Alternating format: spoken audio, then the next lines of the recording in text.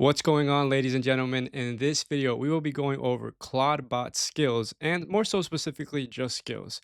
Now, I want you guys to understand something important. When it comes to skills, skills is applicable to every single tool, every single AI assistant that can use skills, right? So with this explanation, these concepts are not just applicable to CloudBot or Cloud Code, but it's a fundamental to what a skill is. But before we even dive into that, I want to take a step backward for a second, and I want to look into what OpenClaw actually is to begin with, right? So we can think as OpenClaw as an AI personal assistant, okay? And this personal assistant has several abilities, several functionalities that it can perform. And these functionalities are where skills come into play, right? So let's begin by defining what a skill actually is. We can see a skill as a modular extension that gives an AI specific abilities. Okay, so think of it like this. We have the AI assistant, OpenClaw, and now we're giving this AI assistant plugins slash apps. And this gives the AI assistant certain extra capabilities, certain extra functionality that it can use, right? Without these skills, OpenClaw would essentially just be an agent that can only chat. It can only output text, right? But we don't want that. We want it to be able to perform actions, and that's where these skills really shine. These skills is what make AI personal assistants like CloudBot or Cloud Code so powerful because we're giving it an extra specific executable ability. Okay, now let's quickly go over the anatomy of a skill. Each skill lives in a folder, and each folder essentially consists of a skill markdown and a script, which is just the executable code that performs the actual task. Any other type of configuration is optional. Now, let's explain what each of these components do. So, our skill markdown file is essentially just a manifest file. It describes what the skill does, its usage, its requirements, and this is how the agent knows how to use it and when to use it. Without this file, the agent, aka the personal AI assistant, wouldn't know when to use it, as well as it wouldn't know what this skill does.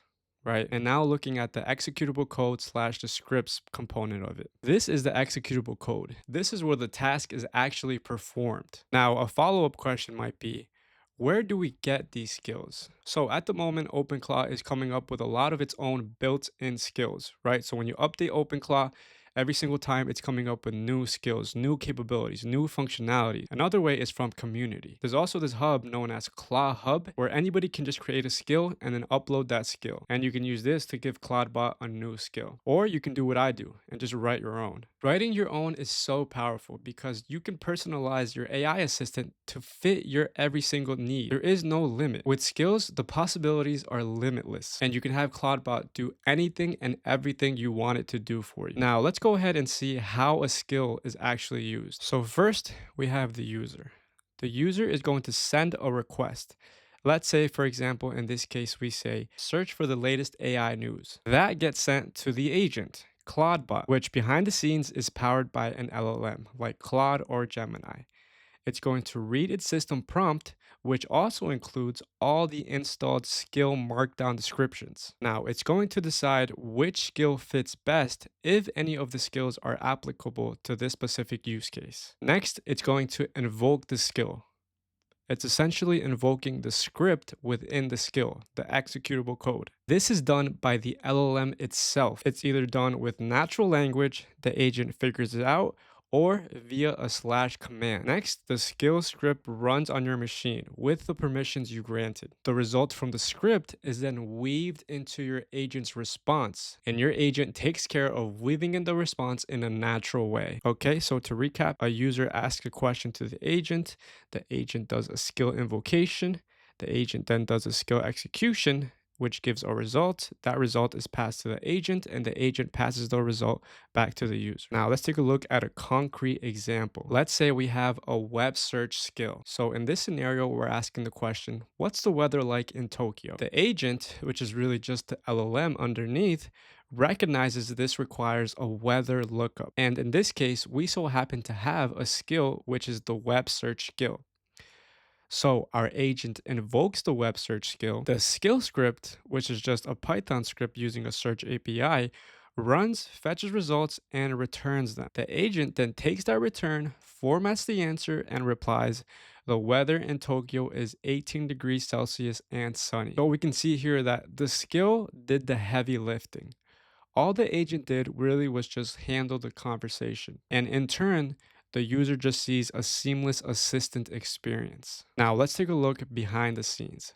How do we install and manage skills? Again, like I mentioned, you can install skills directly from ClawHub, or you can create your own custom skills and place them in the skills folder. I'll be showing an example later in this video. An important thing to note, skills can run any kind of code, so always review before installing. And make sure to actually vet the skill so it doesn't have any potential harmful code. Okay, now let's go ahead and show you guys an example of this. Here I'm in my home directory. We're gonna go to my workspace and skills directory. In order to do that, we're gonna press Command Shift period, and this is gonna open up our hidden folders. Next, we will be going to .openclaw. We're gonna go down to our workspace. We're gonna open workspace and we're gonna look for our skills folder. Here is where all your skills are contained. In this case, I have 2 skills. And if you've been keeping up to date with my live streams, then you guys know I am currently building my own skill, which is a YouTube video description generator. So if we open up this singular skill, we can see here that we have the scripts folder, which is the executable code, and we also have the skill markdown file. Let's open up each of these files and see what they look like.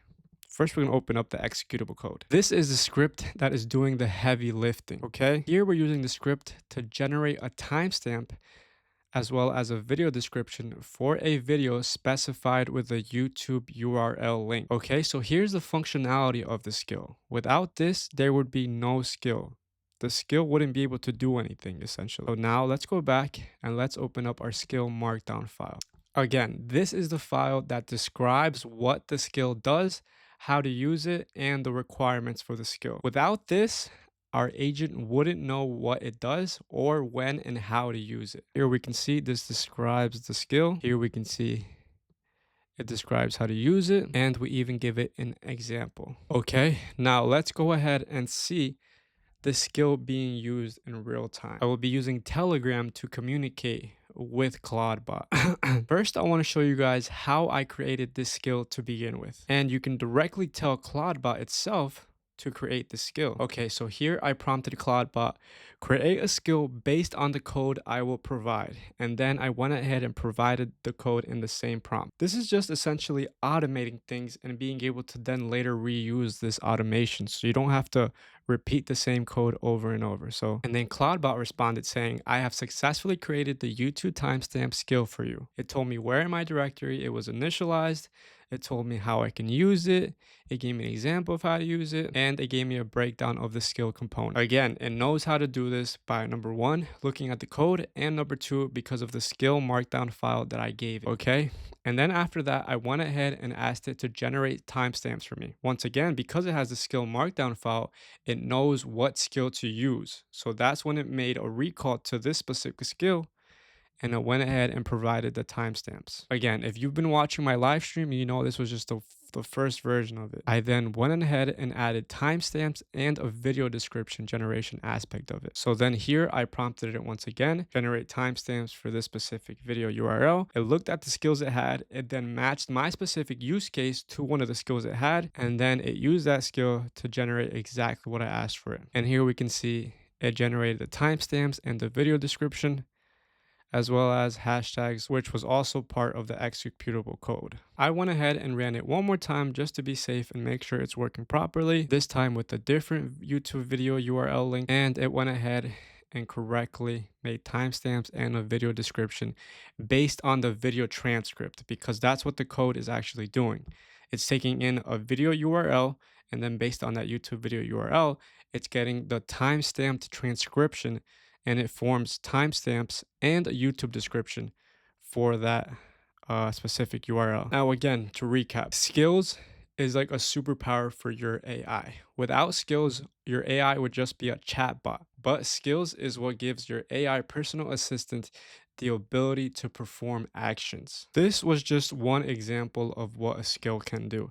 But in reality, skills can do a lot more things. For example, you can search the web, you can send emails, you can control a browser, you can manage files, and many, many, many more things. If you guys haven't done so already, I highly encourage you to explore ClawHub and play around with some skills. There are many, many, many useful skills that I personally have already used. I've been playing around with it and it's been a heaven sent. I would also highly encourage you to build your own skill for your own personal use case. Take a look at your life, take a look at what you can automate using a skill, and then go ahead and implement it. I'm going to go ahead and link to the documents down in the description. So if you want to go into a deeper dive, you can go ahead and do so. With that being said, don't forget to like, subscribe, and if you have any comments, please feel free to leave it below and I will try to get back to you as soon as possible. And as always, thank you guys for watching and I will see you in the next video.